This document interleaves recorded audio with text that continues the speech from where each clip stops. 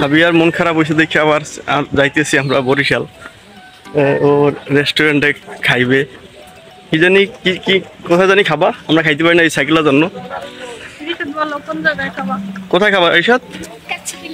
কাচ্চি খাবা? আচ্ছা ঠিক আছে। তো আমরা আসলে এই সাইকেলটা নিয়ে একটু বিপদে পড়ছিলাম, যার জন্য সাইকেলটা রাখার জন্য অনেক দূর আবার চলে আসছি খেওয়াঘাট এসে সাইকেলটা রাইখে গেছি। সাবিয়া মনে করছিল যে পরে রেস্টুরেন্টে না খাওয়াই চলে যাব, এই জন্য তো ওটা সারপ্রাইজ ছিল।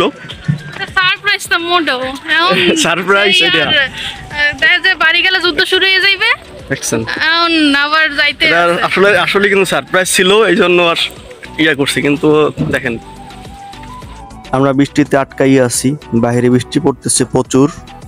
ওই যে দেখেন মন খারাপ বৃষ্টির জন্য, এত বৃষ্টি ভালো লাগে না, কোথাও বেরোনো যায় না, দেওয়া যায় না।